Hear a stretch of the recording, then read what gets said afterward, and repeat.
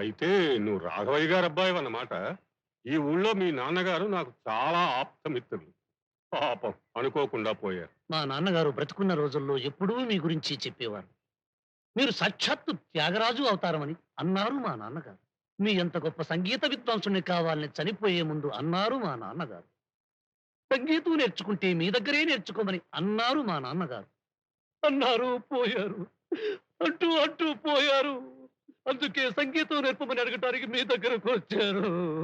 ఊరుకో బాబు, ఊరుకో.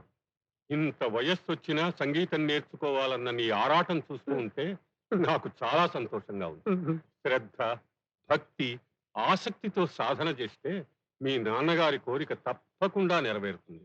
హారతి తీసుకోండి అన్న. ఎవరు మీ పాప? కాదు, మా అమ్మాయి. అచ్చుగుద్దినట్టు సంగీత సరస్వతి లాగుంది. మీ పేరు సరస్వత? నీలాంబరి. చూడమ్మా, అబ్బాయి కొంచెం కాఫీ పట్టరా. వద్దండి. కాఫీ, టీ, చుట్టా, బీడి, సిగరెట్, కిళ్ళి, జరదా, జరదా కిళ్ళి, కనీసం డమ్ డిస్ట్రిక్ట్ కూడా అలవాట్లేదండి. డామ్ డిస్కీ అంటే అంటే విస్కీలో అదో రకం అండి. చాలా సంతోషం బాబు.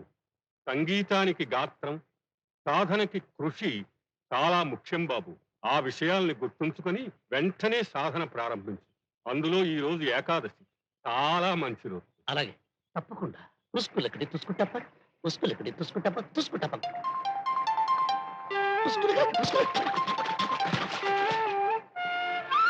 సరిగమ సరిగమ ఓం ఓం సరిగమ ఓ ఓ ఓ ఓ. ఏమిటండి ఇది? ఇలా పీకల దాకా మనకి సంగీత సాధన చేస్తే గమకాలు గుముక్కుని వస్తాయని మీ నాన్నగారు, అదే మా గురువు గారు చెప్పారు. వచ్చాయా? ఓం గమకాల సంగతి ఓగాని ఓం కొడుకు మాత్రం ఆగదు. అయినా సరే అనుకున్నది సాధించేంత వరకు వణకణం, బెడకణం, తొడకణం, చెడకణం, కెనకణం, పడకణం, చునకణం, చురుకణం, ఓం సరిగమా. ఉనికేమో గాని జ్వరం మాత్రం వస్తుంది. ఎంతసేపు నీళ్ళలో ఉంటారు? బయటికి రండి. అంతేనంటారా? వస్తా వస్తా. ఉసుకులగడి, ఉసుకులగడి, చేపట్టుకో. అన్ని కూరుకుపోతున్నాయి. ఓ ఉసుకులగడి, ఉసుకులగడి, ఉసుకో. సరిగమ పదని సని దా ప.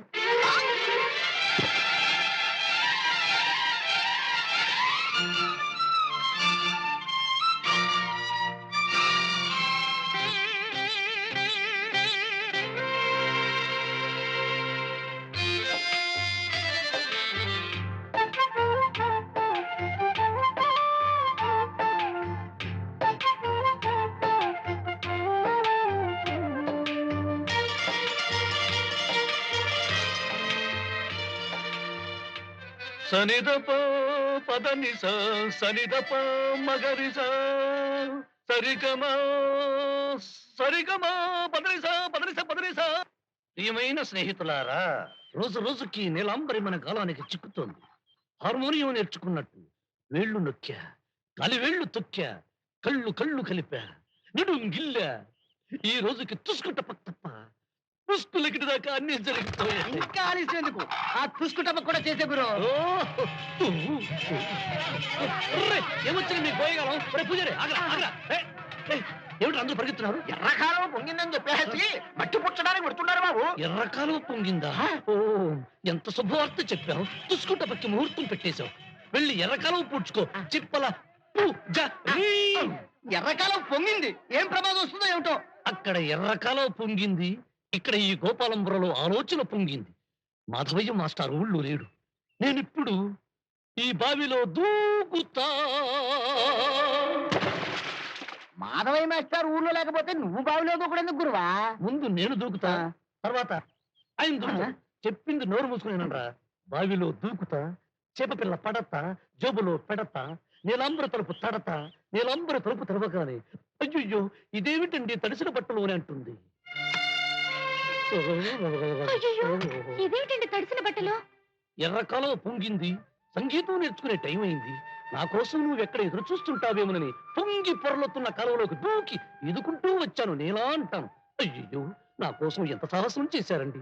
ఇలా చేస్తే మీ ఆరోగ్యం ఏమైపోతుందండి అని ఉంటుంది. అయ్యో, మీ ఆరోగ్యం ఏమైపోతుందండి? కూర్చోండి. ఆశగా నా వైపే చూస్తున్న ఆమె హృదయాన్ని గమనిస్తూ నా జోబులో ఉన్న చేప పిల్లను తీసి ఆమె జాకెట్లో వేస్తాను. అబ్బా ఉండండి. చుమ్ముమని అరిచి కసుక్కుమని కౌగులించుకొని తుస్సుమని నా గుండెల మీద చొలిపోతుంది.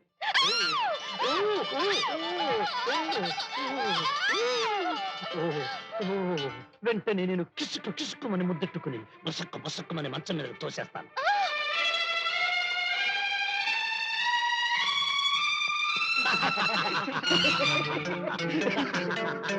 దోసేయ్ మిత్రమా దూకేయ్ బావిలో. ఓహో, ప్లాను బాగానే ఉంది. దూకుడు అంటేనే భయంగా ఉందిరా. ధైర్యే సాహసే నీలాంబరి మిత్రమా. ఒరే, బావిలో దూకే ధైర్యం నాకు లేదు.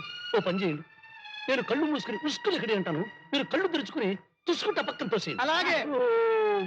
ఉస్కులకిడి.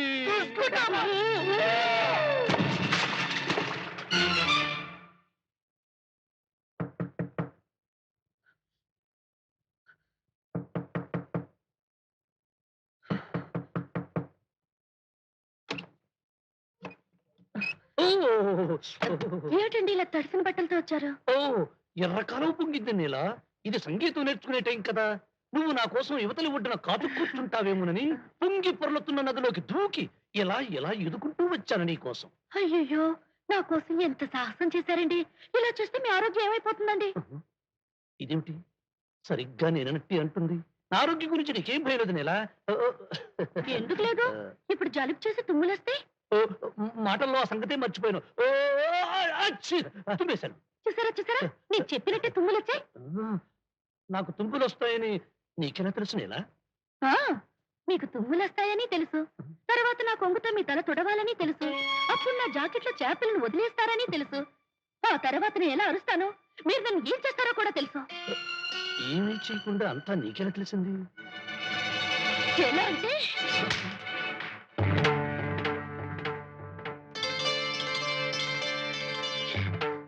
సంగీతం పేరు చెప్పి నన్ను మా నాన్నని మోసం చేసి ఈ ఇంట్లో చేరావు. ఇక్కడ నువ్వు చేరడానికి కారణం ఏమిటో, నీ గుండెల్లో ఉన్న దురుద్దేశం ఏమిటో నీ స్నేహితులతో మాట్లాడుతున్నప్పుడే విన్నాను. సంగీతం అంటే సాక్షాత్తు సరస్వతీదేవి. ఒక ఆడదాని పుండు కోసం ఆ సరస్వతీదేవికి ద్రోహం చేశావు. నిజంగా నువ్వు ఒక మగాడివైతే ఎంతో కృషి చేసి దీక్షతో గొప్ప గాయకుడు అయ్యేవాడివి. ఒక ఆడదాని సుఖం కోసం మృగంలా మారటం కాదు, ఒక ఆడదాని మెప్పు కోసం పట్టుదలతో ఎంతో సాధన చేసి నువ్వు ఒక మనిషివని నిరూపించుకో. అప్పుడు అందరూ నిన్ను ఆరాధిస్తారు.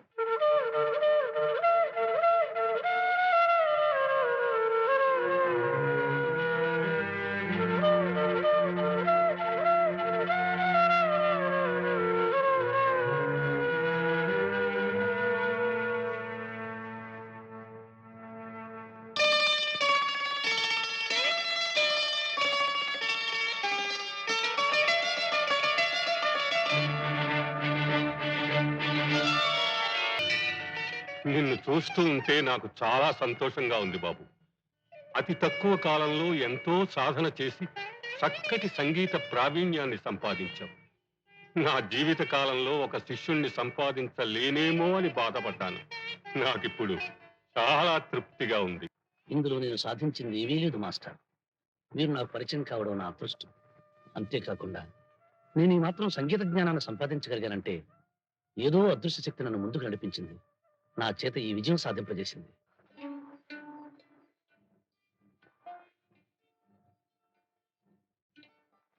నీల, ఆ రోజు నువ్వు పుట్టిన చెంపదెబ్బ నాలో దుర్మార్గును బయటికి నెట్టింది. నువ్వు మాట్లాడిన ప్రతి మాట నాకు దారి చూపించింది. ఈ రోజు మీ నాన్నగారి దృష్టిలో ఒక గాయకుడిగా నేను మంచి స్థానం సంపాదించానంటే దానికి కారణం నువ్వు. ఆ పట్టుదల వెనక నువ్వు ఉన్నావు, నన్ను ముందుకు నడిపించావు. ఇదంతా సాధించింది నీకోసమే నీల. నేనేం చేసినా నీ మనసులో స్థానం సంపాదించుకోవాలన్నా. నీల, నీ మనసులో నాకు చోటిస్తావా?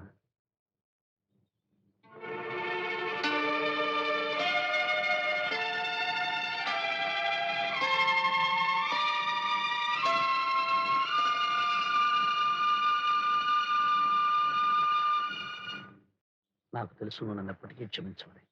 అయినా నువ్వు క్షమించే రోజు కోసం ఎదురు చూస్తుంటాను.